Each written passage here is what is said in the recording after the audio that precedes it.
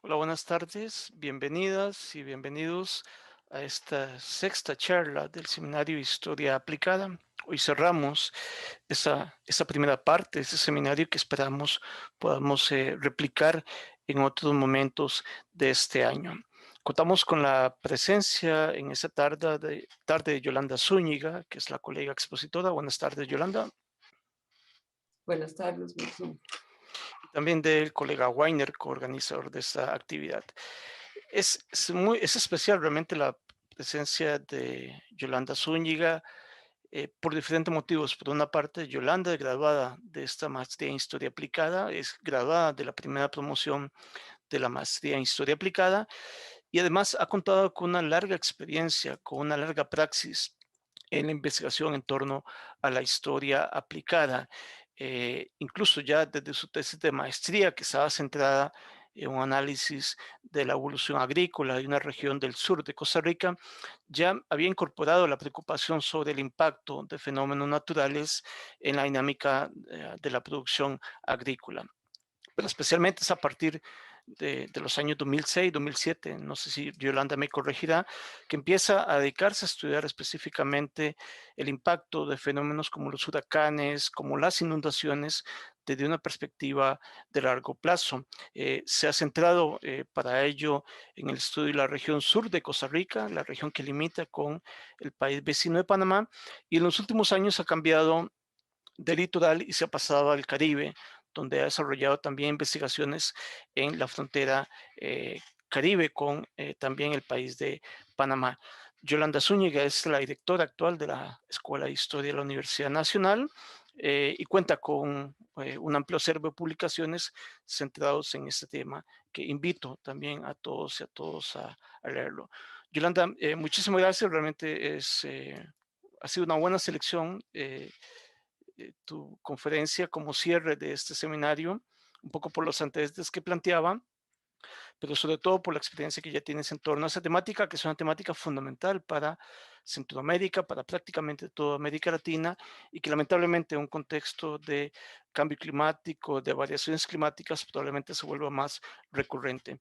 Te damos de una vez la palabra, recordando que cuentas con unos 45 o 50 minutos para que con calma nos presentes tus ideas y al final abrimos un espacio de preguntas y comentarios como siempre.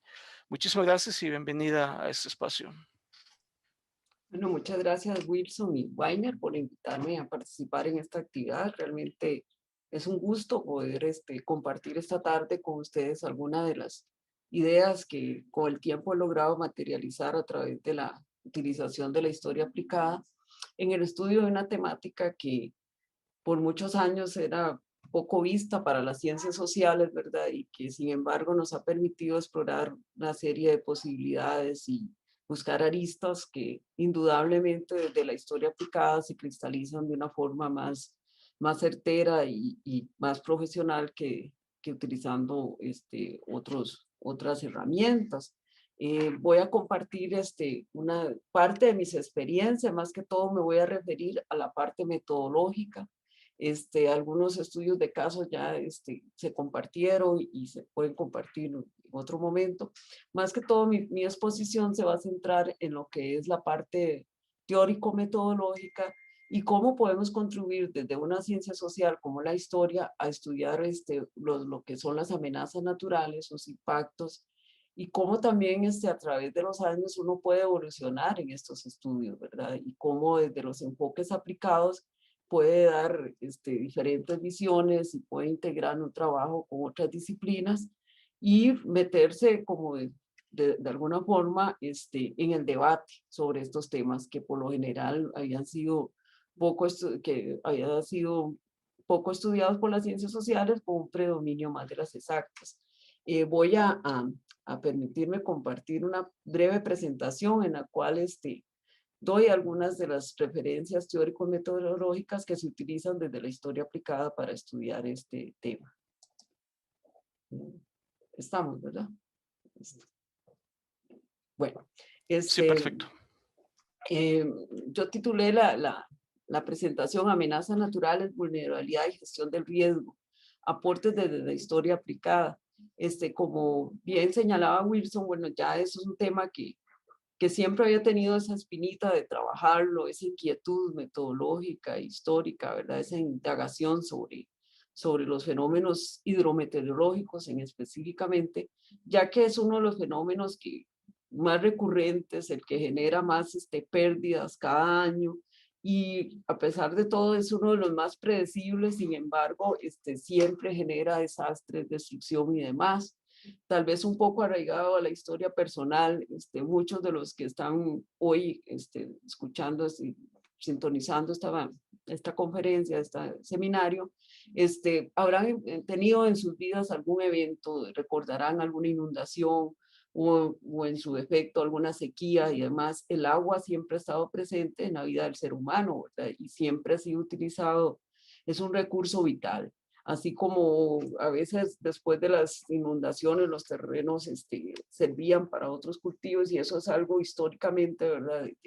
Desde las primeras civilizaciones siempre ha estado ahí presente. Sin embargo, a pesar de todos los esfuerzos que año con año hacen tantos organismos nacionales como internacionales, los fenómenos siguen azotando y afectando diferentes zonas, ¿verdad?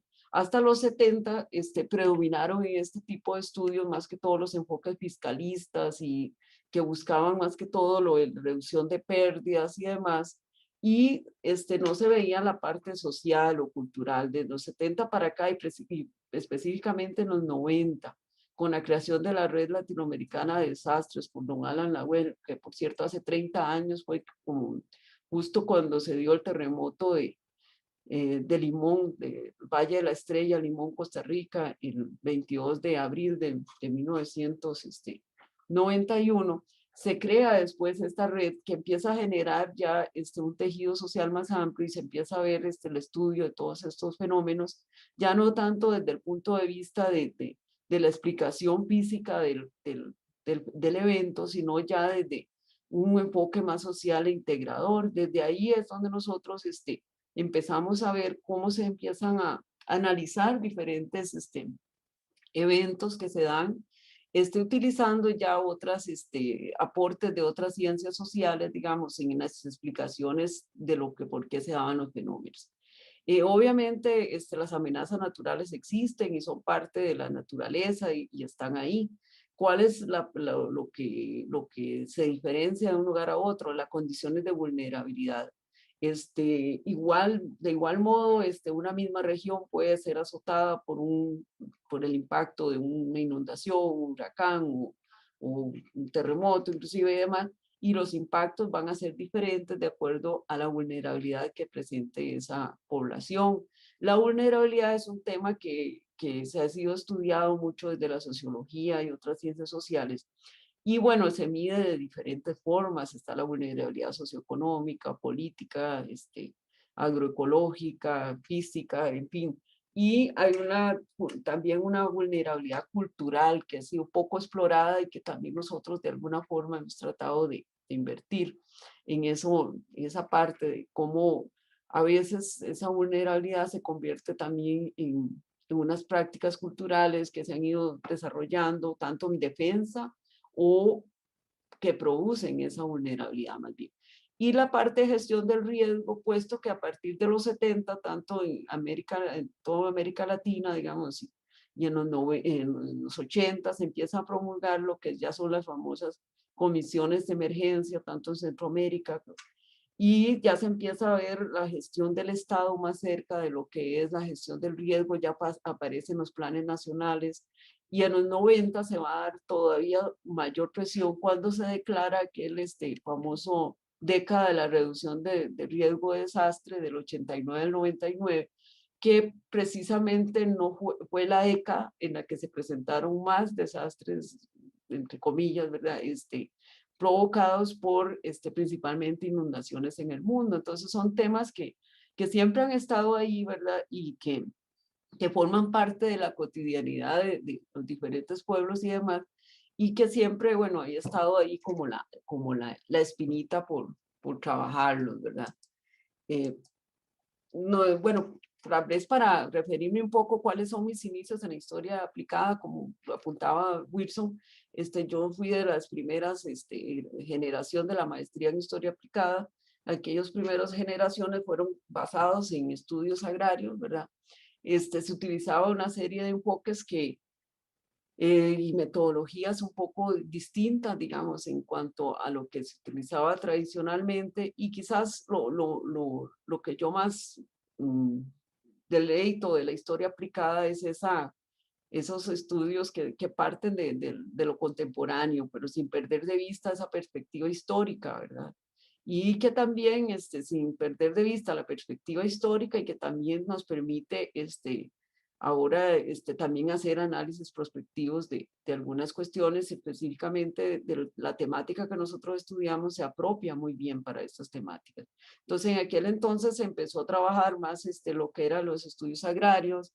Empezamos con un enfoque el enfoque sistémico muy aplicado en la agroeconomía, y que nos permitió a partir del enfoque histórico reconstruir una serie de metodologías que aún seguimos utilizando: historia ambiental, historia social y política, la metodología de la historia aplicada.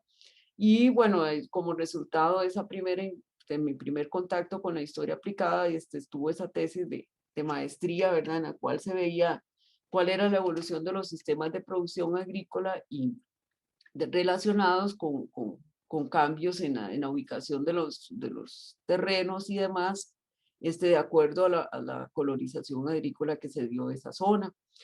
Precisamente cuando yo presentaba, estaba en esos estudios, se dio en Centroamérica el azote de dos huracanes bastante fuertes, que fue el huracán César y el huracán Mitch, el César en el 96, el Mitch en el 98. Y bueno, mi intención en aquel momento era analizar esas temáticas. Sin embargo, eso no fue posible hasta más de una década después, hasta el 2010, en que tuve la oportunidad de empezar a estudiar los temas que hoy tenemos, ¿verdad? Y que me convocan acá.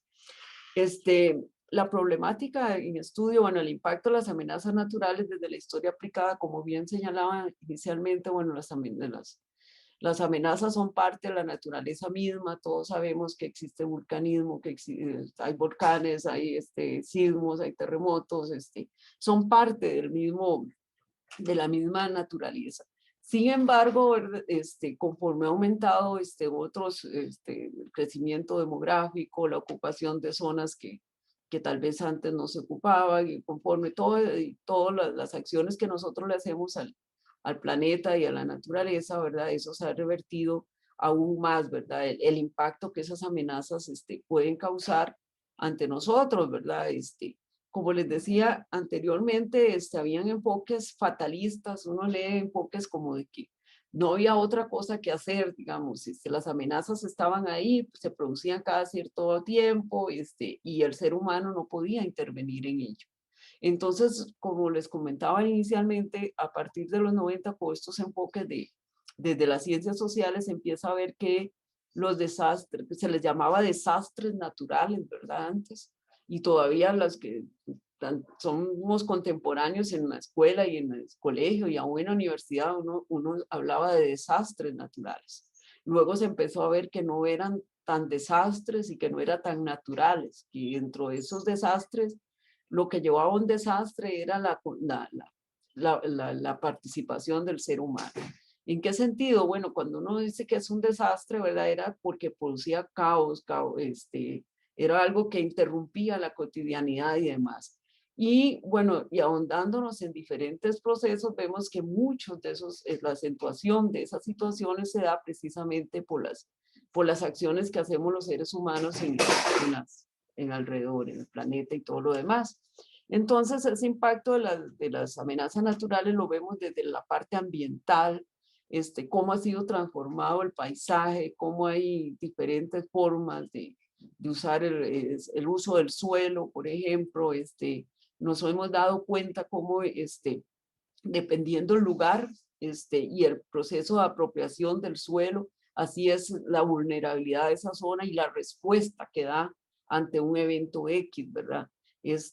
Nos hemos dado cuenta en el proceso de estudiar que, por ejemplo, cuando Se trata de lugares donde ha predominado una economía familiar, donde se ha hecho una colonización agrícola familiar, que aquí en Costa Rica se desarrolló mucho a partir de la segunda mitad del siglo XIX y se extendió hasta principios, segunda mitad del XX.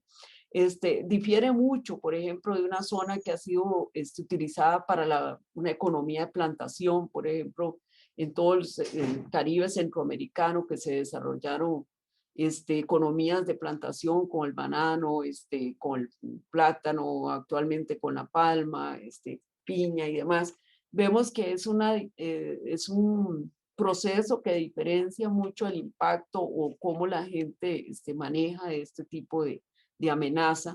Está la parte demográfica, porque también sabemos que no podemos decir en este caso los fenómenos hidrometeorológicos solo se den en las zonas de cultivo, también tenemos desastres en las ciudades, bueno, situaciones caóticas en las ciudades, perdón, por la misma presión demográfica que las personas llegan a ocupar las laderas cercanas a los ríos, la misma legislación que se emitió años atrás que impedía que se construyera o que se habitara en las riberas del río, la misma presión demográfica y la misma expulsión del campo a la ciudad hace que la gente llegue y se instale en esos sitios y entonces cada vez que hay que vienen las lluvias y demás, sufren esas partes. Hay cuestiones sociopolíticas, por ejemplo, en el caso centroamericano, digamos, si uno compara la evolución en lo que fue las políticas de gestión del riesgo, tiene que tomar en cuenta que los países que tienen ejércitos y los que no lo tienen, ¿verdad? Puesto que cuando es la sociedad civil quien se organiza es diferente a cuando es una fuerza armada la que atiende. Bueno, también se puede desde el punto de vista económico, lo que señalábamos anteriormente, por qué a veces, aunque las zonas de plantación sufren las pérdidas económicas, ¿verdad?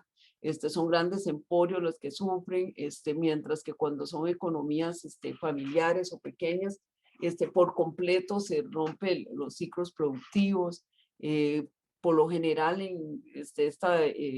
estas inundaciones en la época lluviosa se dan también en momentos en que hay producciones que están en época de cosecha. Por ejemplo, en la zona sur de Costa Rica, el café es no es de época de verano, sino que es de época de invierno, entonces octubre, noviembre, que son los picos fuertes de la cosecha cafetalera, coinciden con fenómenos con aumento de lluvias y demás.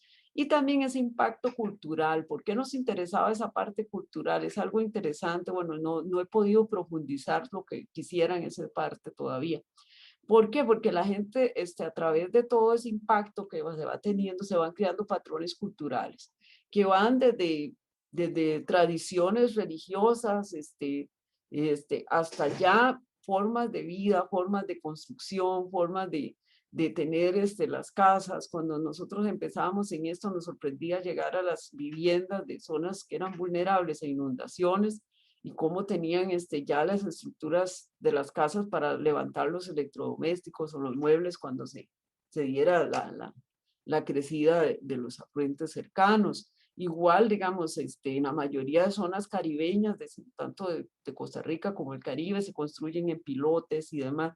Y también la parte cultural, por ejemplo, en el 2010, que hubo todo un deslizamiento, una comunidad de Escazú en Costa Rica, muchas de las personas decían que parte de lo que había pasado era porque no habían hecho una romería, porque no habían puesto una palma, en fin, todas esas partes culturales que también están ahí dentro de lo que es la amenaza.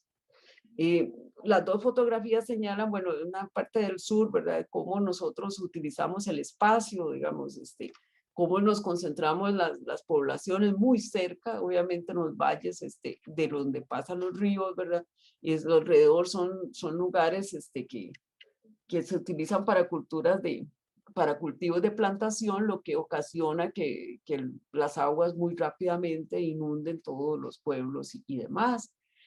Acá es un espacio rural costarricense, digamos, donde por lo general pasa el río y muy cerquita están las construcciones de campo y campesinos, casas que tienen alrededor y que durante todo el año en algún momento se ve como inofensivo, pero que en algún momento empieza a llover de más si pasa por una zona montañosa cae en deslizamientos y eso va aumentando el caudal y pronto lo tienen en sus patios. Eh, Parte de esas amenazas naturales, como les decía, también tiene que ver con la vulnerabilidad. Y en esa vulnerabilidad apuntábamos que tiene mucho que ver también las acciones que los seres humanos hacemos, ¿verdad? Este, Aún cuando existen planes reguladores y demás, muchas veces construimos cerca por las diferentes circunstancias, ¿verdad? Que hay. La misma sedimentación, ¿verdad? De los mismos que generan los ríos, el poco drenaje, tal vez acá es un canal que pasa por dentro de una plantación, el poco mantenimiento y demás, y eso va acrecentando la vulnerabilidad, ¿verdad? Y también eso se asocia mucho a las prácticas de que tengan los vecinos que viven alrededor. Para entrar más en materia de lo que son las fuentes y metodología, como les decía, una de las características de la historia aplicada es esa gran abanico de posibilidades que se tienen, ¿verdad? De cruzar fuentes, de buscar de un lado a otro, como uno de los puntos que nosotros hemos utilizado, digamos, cuando hacemos este tipo de investigación, es partir de todo lo que son los sistemas de producción agropecuaria, por lo que les señalaba anteriormente. Cuando uno reconstruye la historia agraria de un lugar, se da cuenta de todos esos factores y el por qué después tienen las consecuencias de sus propios usos, por decirlo de alguna forma. Nosotros hemos trabajado, como les decía, tanto en zonas que son de economía familiar y en zonas donde predomina la economía de plantación. Y eso nos ha permitido ver cómo a partir de esas experiencias productivas se generan las respuestas. El caso más clásico que puede haber es el de las compañías bananeras que predominaron tanto en el sur del país, que también en el Caribe y bueno, casi que en todo el Caribe centroamericano. Era el uso de que ellos hacían, mientras estuvieron las compañías en manos de extranjeros, la limpieza que hacían de sus canales, la utilización de productos y cómo esos, una vez, en el caso específico de la zona sur, cuando ellos abandonan, la misma compañía abandona el cultivo en esas zonas, se dan deterioro de esas obras de infraestructura, ya no se limpian los canales y esos canales que en un momento sirvieron para sacar el agua, se convierten en una amenaza, puesto que por ahí más bien se mete el agua hacia los interiores de los poblados. La zonificación agroecológica y sociohistórica, bueno, yo creo que los historiadores, y si me escuchan geógrafos, espero que no se ofendan, siempre tenemos un acercamiento con los geógrafos, ¿verdad? Y es parte de la zonificación, se basa no solamente en mapas temáticos de aspectos geológicos y físicos, sino también en ver cómo se hace el movimiento poblacional también. Se utilizan categorías sociohistóricas como de población, acceso a la tierra y demás, y eso nos permite zonificar no solamente el área de impacto, sino también la parte de cómo puede responderse o cómo puede afectar en tal razón.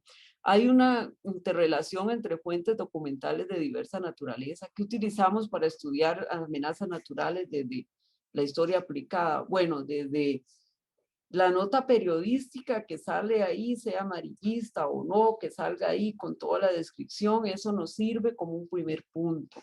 Después de ahí vienen una serie de informaciones, están los informes técnicos, los informes de las mismas comisiones de emergencia que existen en los diferentes países, pero también hay una fuente que nosotros hemos explotado acá y que tal vez a veces no se le ha dado el uso que uno debería darle, que son las fuentes municipales.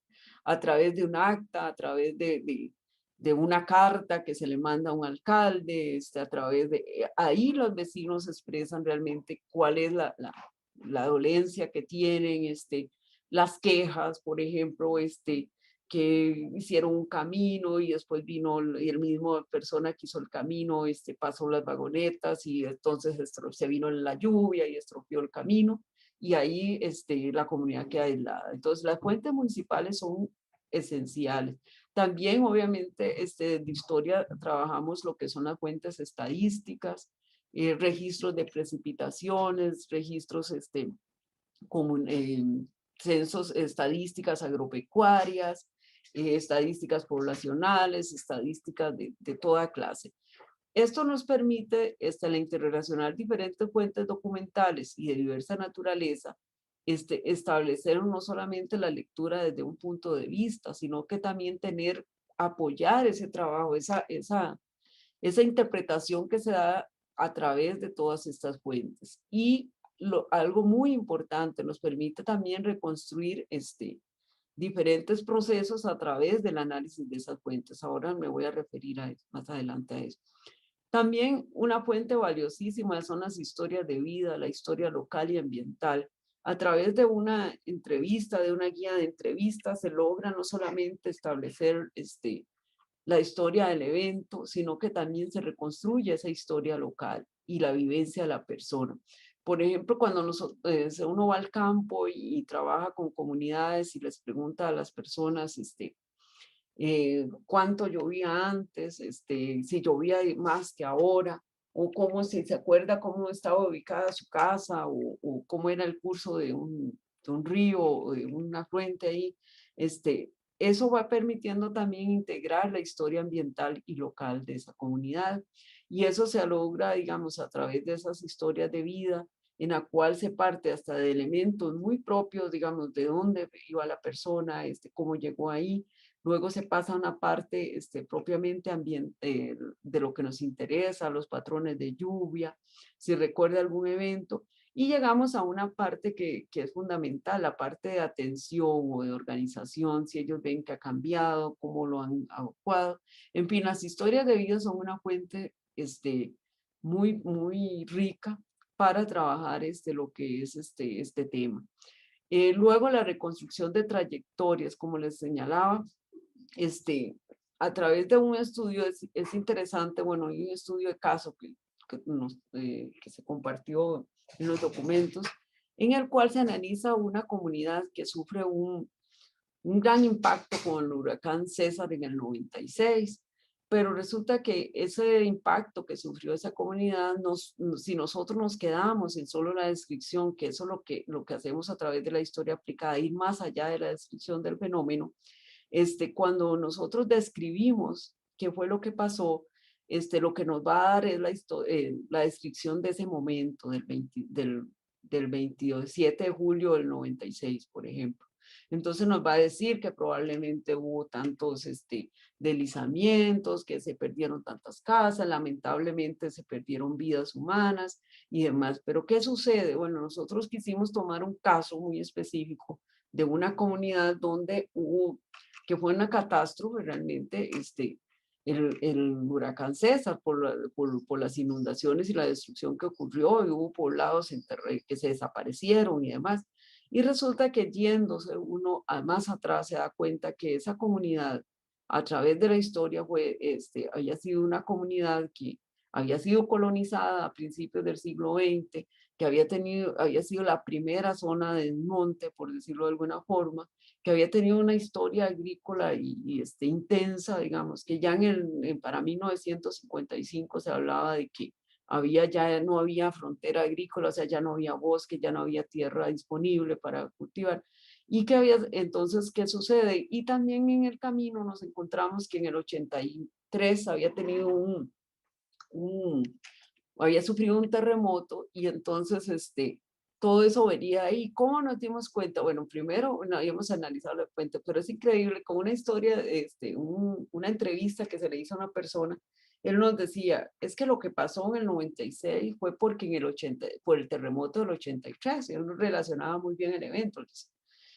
Antes del 83 aquí llovía y pasaba, era uno de los ríos más importantes de la región del Valle del General, pero no había problema, dice, pero con el terremoto del 83 ya hubo unos deslizamientos, ya empezaron a caerse porque ellos decían la montaña se aflojó, y entonces al aflojarse la montaña, entonces empezaba, en términos de ellos, empezaba a generar.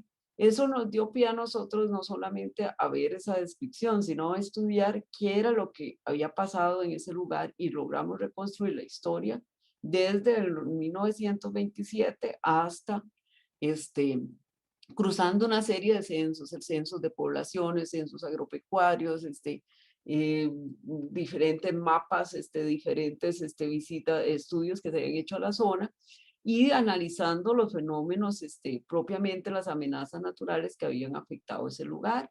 Entonces, a través de todas esa colocación, interrelación de puentes y demás, logramos reconstruir esa trayectoria.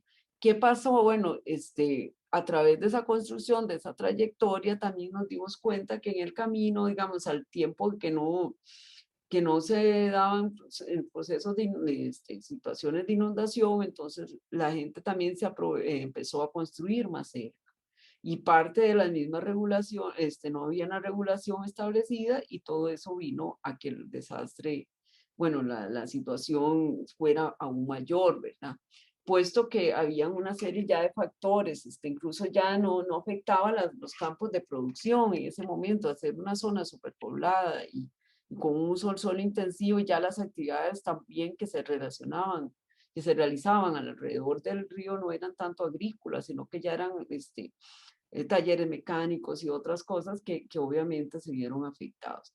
Entonces eso nos permite de alguna forma ver un panorama más amplio de lo que pasó.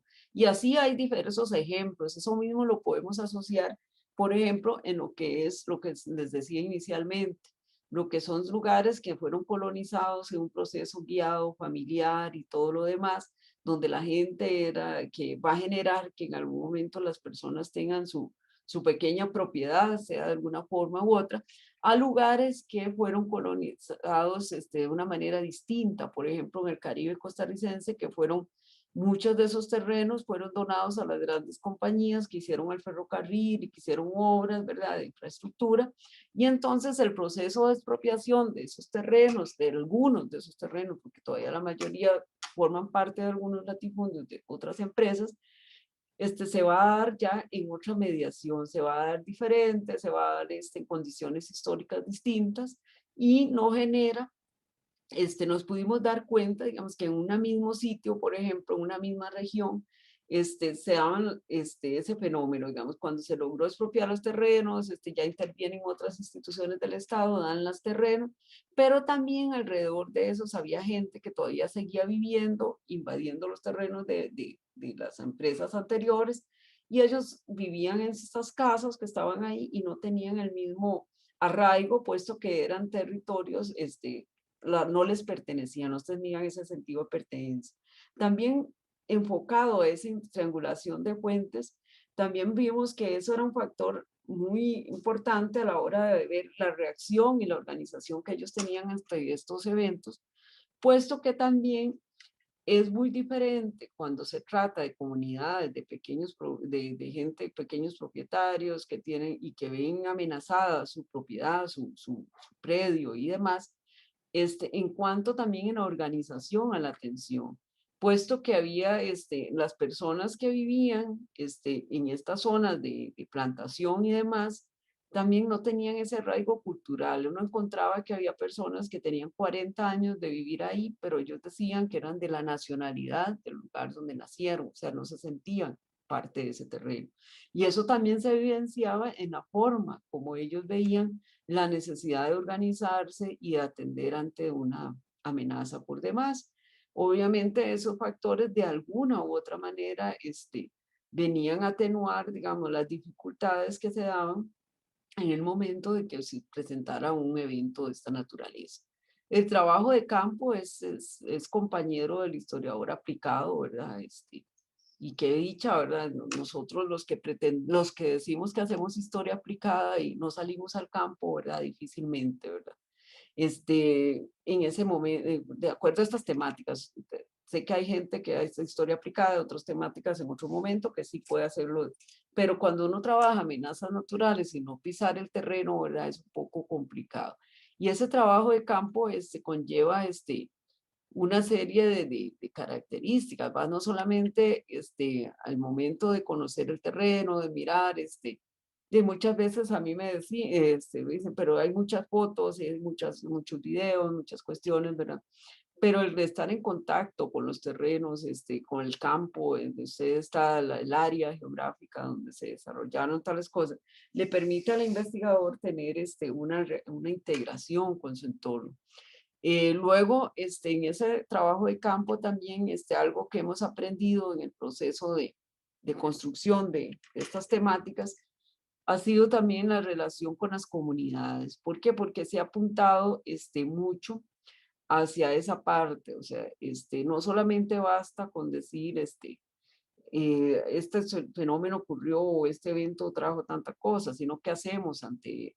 Y en ese caso, bueno, en el caso costarricense, desde el 86, hubo un cambio en la nacional de emergencia que fomentó la creación de comités comunales de emergencia y trasladó muchas de esas funciones, digamos, a las comunidades. A través de los estudios que nosotros hemos realizado, que hemos logrado realizar, nos hemos dado cuenta que aquellas comunidades más organizadas logran reducir la vulnerabilidad de estos efectos, estos eventos, con campañas simples, pero que logran de alguna forma reducir, no en su totalidad, pero sí logran contribuir ahí. Y el trabajo comunal es parte de lo que se desarrolla en esos talleres.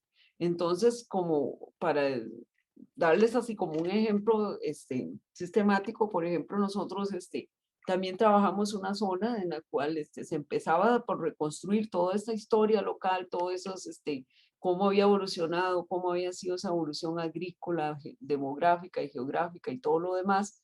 Y al final trabajábamos con las comunidades, estudiábamos y también se generaba al final un trabajo comunal en la cual se genera un producto que ahora les voy a explicar más propiamente.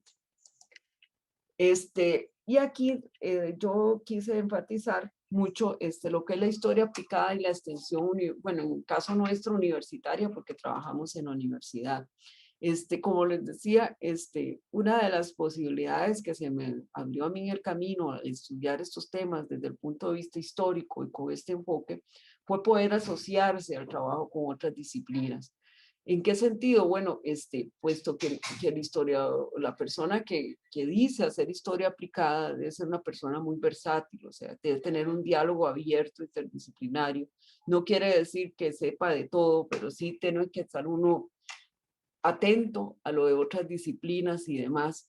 No ha sido un camino fácil. Al inicio, había cierta resistencia porque no se miraba más allá de qué puede hacer un historiador, y decir unos cuantos, darnos los datos del fenómeno y ya. Reconstruir las series estadísticas, decir qué pasó, dónde afectó, a qué horas empezó el hecho, bueno, como una noticia periodística, como la crónica del evento. Y quizás al inicio, cuando yo inicié en esos temas, nosotros teníamos incluso esa misma visión, digamos, tal vez uno tenía esa visión de que el historiador iba a dar esas cosas y que se iba a pasar muy poco tiempo, pero luego nos damos cuenta que no, que esa misma riqueza, cuando nosotros empezamos a hacer los análisis y empezamos a interrelacionar fuentes y demás, nos damos cuenta que no es un cronista, sino que es interrelacionar, explicar por qué se dio esa afectación o no. Que que los fenómenos hidrometeorológicos han existido siempre y seguirán existiendo. Bueno, sí, que hay una serie de eventos, que las amenazas naturales están ahí, que todos los años vivimos las mismas consecuencias muy similares están ahí. Entonces era una necesidad de ver más allá y ver cómo a través de la historia se podía generar herramientas para trabajar con otras disciplinas para buscar soluciones. Bueno, en este sentido, la experiencia que hemos tenido utilizando la historia aplicada con la extensión universitaria ha sido una experiencia muy rica. Nosotros propiamente a nivel de acá, de la Universidad Nacional, hemos trabajado muy directamente con lo que es el Instituto de Estudios de Población y la Comisión Nacional de Emergencia. Entonces eso ha fomentado, digamos, la parte primera, ese diálogo interdisciplinario, que hay diferentes enfoques. O sea, es muy diferente la forma como yo veo la afectación como historiadora, como lo ve el geólogo, como lo ve el geógrafo, como lo ve el psicólogo social, ¿verdad? Que es un área que ha estado muy presente y que precisamente en la Universidad Nacional se desarrolla mucho esa área. Ver a cómo lo ve ya meramente el meteorólogo, la persona encargada de meteorología o el sismólogo o más. Entonces, pero ¿qué es lo rico de esto? Bueno, poder unir esas explicaciones, unir esos puntos de vista y verlos para generar una parte muy importante que es la gestión del riesgo y reducción de desastres. Ese es un tema que nos ha enfocado durante a la mayoría de países, específicamente en Centroamérica, ha generado una serie de, de trabajos interdisciplinarios y diferentes regiones se han desarrollado y como hay un programa, hay una política de gestión de riesgo de desastres en Centroamérica y demás, y el aporte interdisciplinario se ve ahí, ¿verdad? En aquellas acciones, en generar acciones que permitan la reducción de desastres, digamos, en natural, de esta índole, a través de la organización comunal. ¿Por qué la organización comunal es fundamental? Como les decía, bueno, en el caso costarricense, desde 1986 se crean los comités de emergencias que van a llevar un rango local, regional, y ahora se ha hecho más comunitario. Entonces, esa parte comunal de cómo la gente se informa, de cómo la gente se busca, por ejemplo, a través de los trabajos que hemos realizado de extensión en las diferentes partes del país que hemos trabajado, ellos tienen su forma de comunicarse. Eh, en una comunidad, por cierto, nos decían, es que nosotros ya sabemos cuando había un afluente ahí que llegaba a había una piedra ahí, entonces ellos ya sabían que cuando llegaba a cierta medida, entonces le avisaban al pueblo de más abajo porque ya se iban a inundar. Entonces eso permitía como tener un margen de acción, y la mayoría de lugares donde tienen estos sistemas que se llaman de alerta temprana, han logrado evacuar las poblaciones y evitar catástrofes inmensas, ¿verdad? Y ellos se manejan, y si no existiera esa organización comunal, sería imposible. Por eso nosotros actualmente estamos trabajando, hemos estado trabajando en varios proyectos que tienen que ver con la organización comunal. ¿Y cuál es lo que hacemos desde la historia aplicada y la extensión? Bueno, llegamos a las comunidades, no a contarles su historia porque ellos son los que ellos son sus protagonistas, pero llegamos y a través de los rasgos que nosotros llevamos ya previamente y todo lo demás empezamos a trabajar con las comunidades. Con las comunidades se trabaja desde el reconocimiento propio de sus amenazas naturales.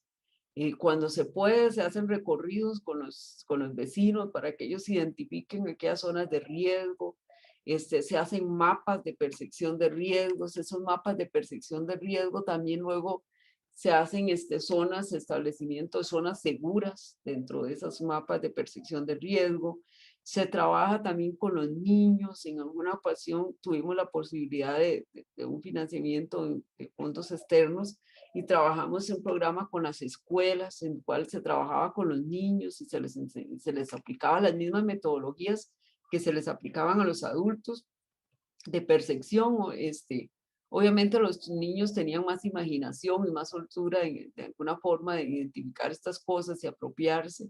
Luego se le explica a una comunidad, empezamos a analizar también términos que tal vez no son parte de la cotidianidad de la gente, como cuál es la diferencia entre un riesgo, una amenaza, qué es prevenir, ¿verdad? Y entonces las comunidades se van apropiando de ese conocimiento hasta llegar a construir, esas comunidades llegan a construir hasta su propio mapa de riesgo, sus propias rutas de evacuación, no solamente desde su casa, sino a nivel comunal, y logran hacer también sus planes de emergencia.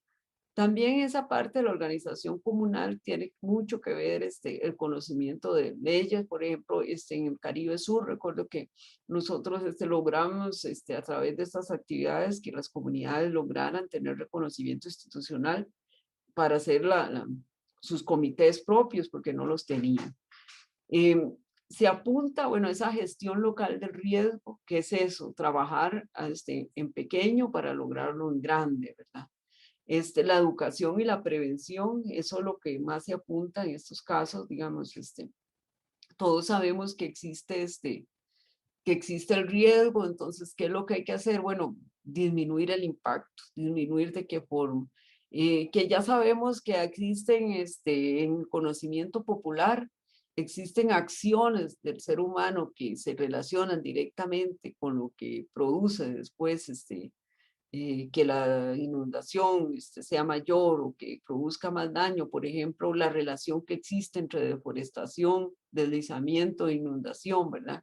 Que es una relación que usted la va a encontrar en las diferentes partes. Entonces, ¿qué es lo que se hace? Bueno, hay que educar en la prevención, en la reforestación, en tener acciones cotidianas, qué sé yo, por ejemplo, en las casas, el limpiar los caños, el limpiar las cosas. Y aquí la historia es simplemente una fuente rica en ejemplos. Recuerdo ahora que mencionaba esto de lo de limpiar los caños y las casas. Este, Nosotros vivimos en un lugar, la Universidad Nacional se ubica en una comunidad, en Cantón Central de Heredia, y acá llueve 10 minutos y nos inundamos, ¿verdad? Era pleno en ciudad, ¿verdad? Sin embargo, ese es un problema que ha estado presente desde toda la vida. Recuerdo, revisando algunos documentos en archivo, que una vez por allá, por finales del siglo XIX, se exigía a los vecinos que tenían que limpiar sus caños, sus cordones de caño, ¿verdad? Porque se hacían estas inundaciones increíblemente desde aquella época, ¿verdad? Y quien no lo hacía se le multaba con trabajos comunales y con una multa y demás. Y ejemplos así uno encuentra por diferentes partes, ¿verdad? Y es parte, digamos, de eso de que nunca aprendimos, o sea, de la parte de que acciones pequeñas generan un gran cambio, ¿verdad? Esa gestión local del riesgo también implica lo que es ya planes más elaborados, por ejemplo, los planes reguladores que existen, digamos, en la mayoría de lugares y que son un instrumento valiosísimo para la reducción. Pero ¿qué ocurre? A veces esos planes son vulnerabilizados de alguna forma, digamos. Ya hay lugares que han tenido problemas graves.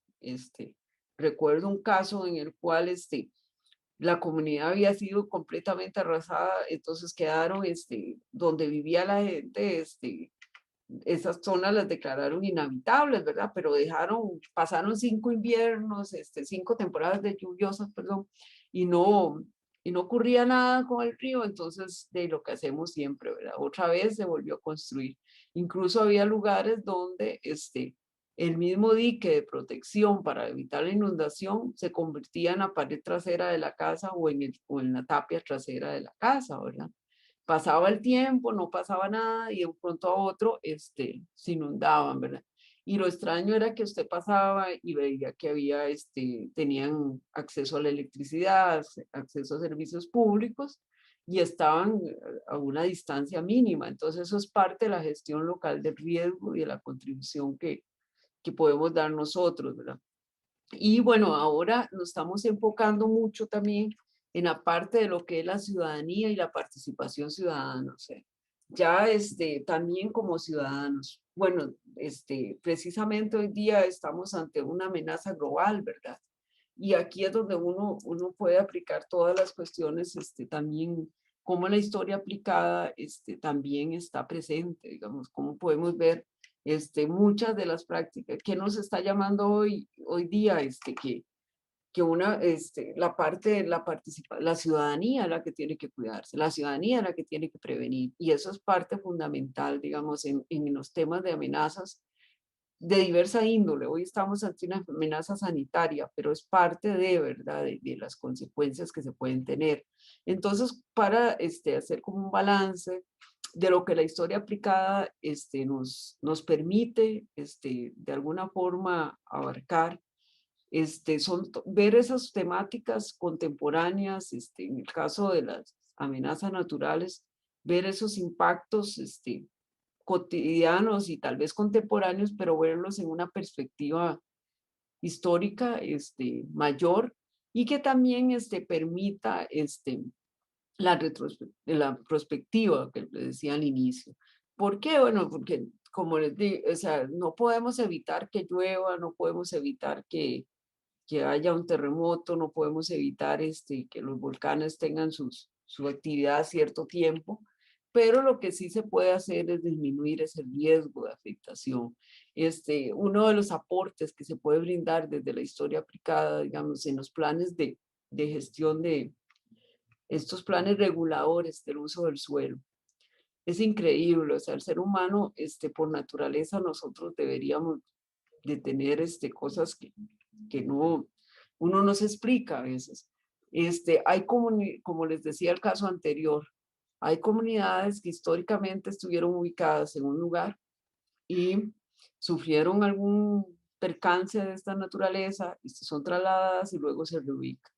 Y peor aún, hay comunidades en las cuales las mismas instituciones gubernamentales cambiaron los cauces de sus ríos, cambiaron la dirección de sus ríos y pusieron los centros de esas ciudades. Hay un caso específico en el cual se cambia por completo un cauce y precisamente cuando ese río, cuando ocurre una llena muy grande, de ahí los ríos corren por su cauce, ¿verdad? Entonces, se inundan esos terrenos. Y desde la historia aplicada, desde la historia se señalan, digamos, se puede determinar cómo era la ocupación del espacio y qué características tenía en ese momento y cómo eso puede incidir en el futuro. La misma aplicabilidad de las fuentes y la versatilidad y el poder trabajar con otros grupos interdisciplinarios es parte también de lo que nosotros tenemos ahí en el ruedo, ¿verdad? Bueno, no sé, creo que ha sido bastante buena con el tiempo, ¿verdad? Voy a dejar mi presentación acá por si hay alguna pregunta o consulta, con mucho gusto para atender. Yolanda, muchísimas gracias por tu presentación. Rescato el nivel de detalle contándonos tu evolución, la evolución de tu praxis desde hace algún tiempo, también el nivel de detalle en cuanto a la parte metodológica y el trabajo con las fuentes. Definitivamente creo que va a ser muy útil para aquellos y aquellas que queremos adentrarnos en ese campo de trabajo. Tenemos ya varias preguntas. Si te parece, te voy a hacer preguntas en bloques de dos para que sea un poco más fácil de asumirlas. Una primera pregunta, Yolanda, que se plantea es, ¿cómo se integra el estudio y la memoria con el análisis histórico de estos fenómenos? ¿No es traumático retomar recuerdos de esas personas, de las personas afectadas por los eventos? ¿Cómo se maneja esto? Esa es una primera pregunta. La segunda pregunta es, ¿cuáles son las posibilidades de realizar una historia centroamericana de ese tipo de fenómenos? Si te parece, comenzamos con estas dos. Ok. Bueno, precisamente esa de la memoria, me recuerdo que uno de los primeros eventos que yo participé con esta temática fue un seminario de historia oral en Nicaragua. Recuerdo que fue la pregunta, fue la primera pregunta que se me hizo, digamos, que cómo en aquel momento, que cómo que cómo enfrentábamos este tipo de cosas. Es inevitable que aunque usted tenga que tu guía obviamente no va a estar enfocada hacia esos temas, es inevitable que surge, ¿verdad?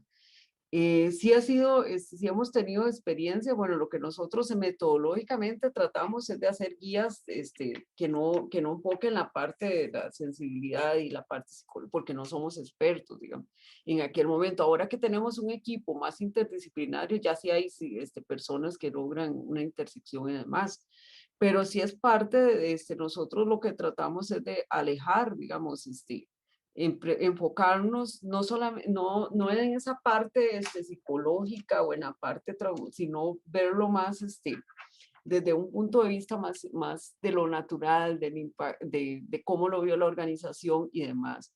Inevitablemente las historias personales salen, ¿verdad?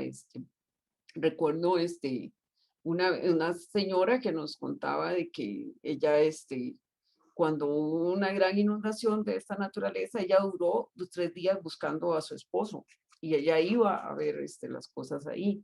Y ella nos traía también otras cosas que nosotros no habíamos contemplado. y ella nos hablaba de la parte sensorial, digamos, cómo también hay elementos sensoriales que se ingresan. Entonces nosotros también lo que tratamos es por como les digo, o sea, las entrevistas son enfocadas más a aspectos más generales. Cuando se presentan situaciones personales, evidentemente tenemos la responsabilidad de tratarlo con seriedad y la seriedad que se trata, pero no, ese tipo de información no se presenta, digamos. La segunda, sobre la historia centroamericana, bueno, ese es uno de los retos y yo creo que el compañero Weiner ha trabajado conmigo en ese tema el año pasado. De hecho, nosotros tenemos una publicación en prensa que hacemos un balance general sobre cómo ha sido la evolución de lo que es principalmente la organización. Es un tema que obviamente a mí me encantaría encontrar socios en otros países, ¿verdad? Porque de acá no se puede hacer todo, pero sí es posible realizar. Este, Nosotros ya hemos trabajado en lo que es la parte organizativa, la evolución de lo que ha sido la atención a estas emergencias, de ahí lo que hablábamos, de que hay diferencia cuando son organizaciones civiles a cuando son organizaciones militares las que tienen este tipo de fenómeno.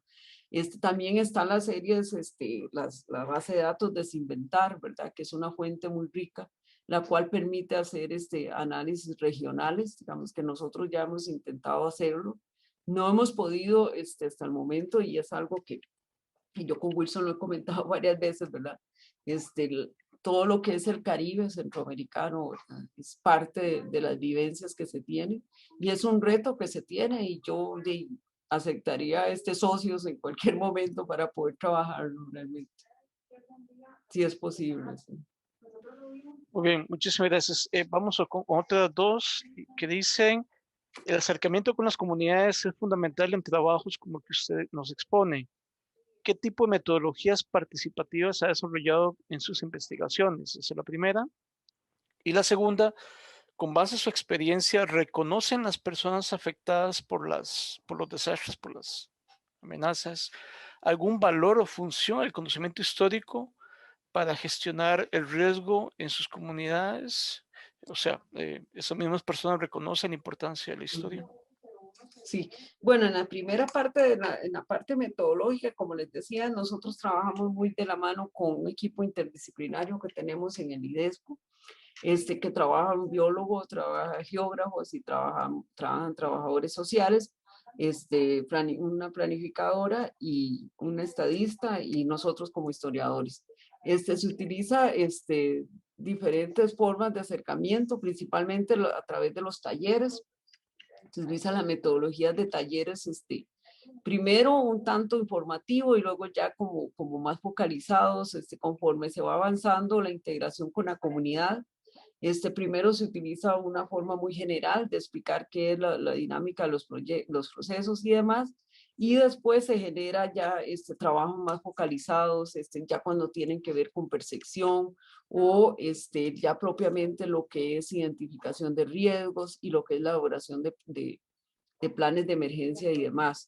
Esto nos permite que al inicio, bueno, y nos acercamos inicialmente a través, cuando hay organizaciones ya establecidas como comités con ellos, y si no, a través de organismos locales, asociaciones de desarrollo, juntas de educación, hasta a veces la misma comunidad religiosa, digamos. Y a través de esta dinámica de talleres, de trabajos con grupos focales y demás, de asesoramientos, que por nota al pie con la pandemia no fue un impedimento, puesto que estábamos trabajando en una comunidad y lo seguimos haciendo de forma virtual, ¿verdad? También aparte del trabajo comunal, nosotros hacemos también, junto con los compañeros, hay una parte que es parte de las metodologías que ha llamado mucho la atención, que es hacer un censo comunitario, pero a partir, ese censo comunitario se construye con las personas. O sea, aunque la gente dirá, es un censo, pero existen censos, pero usted no construye el censo de su comunidad, usted le da un formato ya establecido. Entonces puede ser que para una comunidad sea muy, aunque sean dos comunidades vecinas, para una comunidad, para ellos, tal vez la protección de los animales domésticos sea fundamental, para los otros no. Entonces, eso es otra metodología que nosotros utilizamos, construcciones conjuntas y demás, establecemos informantes claves que nos ayudan y demás. Lo del valor del conocimiento histórico, este, vieras que sí, que es muy importante cuando ya un grupo se va integrando, se va formando, y ya ellos van teniendo una visión. Incluso una de las cosas más importantes que nosotros hemos aprendido es que aun cuando tengamos todos los datos de cuál ha sido la deforestación y demás, nosotros no decimos, o sea, lo importante es que ellos ya empiezan a reconocer. Y una vez en otro proyecto que estuve, que a mí me correspondía esta parte, pusimos en una hoja en blanco y ellos la fueron llenando. Y después fuimos diciendo todos los datos y entonces ahí se reconoce. Gracias a esos aportes, digamos, del conocimiento histórico, por decirlo de alguna forma, ellos ya gestionan, digamos, ya presionan más en el sentido de cómo se ubican las construcciones, de cómo se organiza tal cosa y demás, pero sí, sí es reconocido, aun cuando sean comunidades muy humildes y demás, sí es reconocido.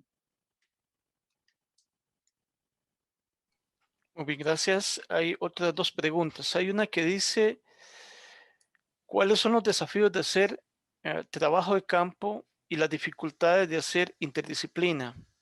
De alguna manera ya te referiste, pero podría retomarlo. Y la segunda es, eh, ¿cuál es el tipo de fuentes con las que usualmente se trabajan para estudiar este tipo de fenómenos? Sí, bueno, ya esa parte del trabajo de campo interdisciplinario ya hablamos, ¿verdad? Les voy a decir que no siempre la relación es cordial, ¿verdad? A veces hay encontronazos conceptuales fuertes, puesto que tal vez nosotros vemos un concepto de una forma más social, mientras que riñe, por supuesto, en cómo lo puede describir un geógrafo alguna situación. Pero sí se puede realizar, digamos, en ese sentido, digamos, el respeto mutuo, pero también la complementariedad de visiones y demás, eso es esencial. Y en lo de las fuentes, como les decía, es muy rica las fuentes, pero siempre por lo general uno, como son estudios contemporáneos, uno parte de la contemporaneidad, digamos, de algún hecho que ha pasado recientemente y parte hacia atrás. Para mí han sido fundamentales los registros meteorológicos, ¿verdad? Que uno puede, de precipitaciones y demás. Las fuentes municipales, que como les digo, que quizás en Centroamérica sea un área rica de trabajar a través de los ayuntamientos locales y demás, donde, ¿por qué es importante? Porque aún en el 96, que uno dice siglo XX y demás, usted, las descripciones que hace la gente de lo que pasaba en sus comunidades, las tenían que mandar a los alcaldes municipales. Y son muy distintos. Yo he cotejado lo que es un informe técnico de un ingeniero hidráulico o un qué sé yo, un meteorólogo o demás, a un vecino que vio, que describe cómo se inundó su comunidad, qué se llevó, qué no se llevó, cómo afectó el terreno. Ahí es muy diferente la explicación que uno puede encontrar. Luego están las fuentes periodísticas que tratan de ubicar, todas las fuentes estadísticas, como les señalaba, en fin, hay diversidad de fuentes. Y eso también complementado con lo que ya son las fuentes cartográficas, son súper esenciales, ¿verdad? En este tipo de estudios. Aún cuando ahora tenemos la ventaja de que siendo los últimos 50 años es fácil ver cómo evoluciona la ocupación de un espacio y el mismo curso. Ustedes a nivel de Centroamérica, uno puede ver cómo afectó, digamos, la misma deforestación, luego la reforestación y otra vez la deforestación. Entonces son cosas que son fuentes que se pueden tener ahí al alcance. Y existen ya fuentes estandarizadas como el desinventar, perdón, que ustedes pueden ver desde, que son datos muy concretos, muy numéricos, pero que te agilizan un montón de tiempo de búsqueda de información. Muy bien, gracias Yolanda. Si quiere, vamos a las últimas dos, si te parece, Yolanda, las últimas dos preguntas. Hay una que plantea que si han tenido experiencias de contactos a nivel de los proyectos con el Estado con gobiernos locales? ¿Cuál ha sido la recepción de parte de esas autoridades?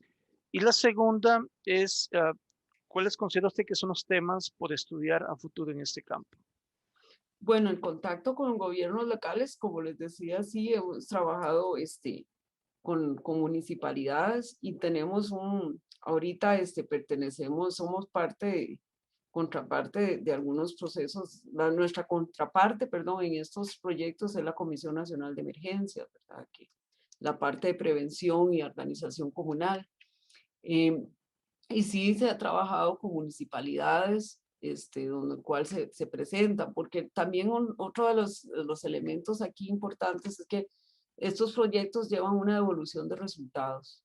Usted le va a entregar a la comunidad los mapas de percepción, los mapas, el mismo censo que hicieron y los análisis históricos, digamos, no es para producir, para publicar solamente, sino que sí implican todo este tipo de proyectos, tienen que llevar una devolución de resultados a la comunidad.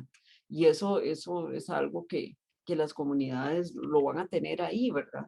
Este, en lo de los espacios de posibles temáticas, bueno, indudablemente el primero que resaltaría sería hacer un análisis más a nivel centroamericano, no tanto comparativo, sino verlo desde el punto de vista global, puesto que son amenazas que afectan a todo. A mí particularmente me interesaría estudiar otro tipo de amenazas también, digamos, no solamente las hidrometeorológicas, porque son las más comunes, pero hay otro tipo de amenazas también. Eh, Otro tema de agenda que debemos de tomar, tanto en los ámbitos universitarios como organizaciones y demás vinculadas con esto, es fortalecer los programas de educación en prevención de riesgo de desastres. O sea, y eso es algo que se puede hacer a nivel centroamericano también. Ver de qué forma se fortalecen las capacidades organizacionales.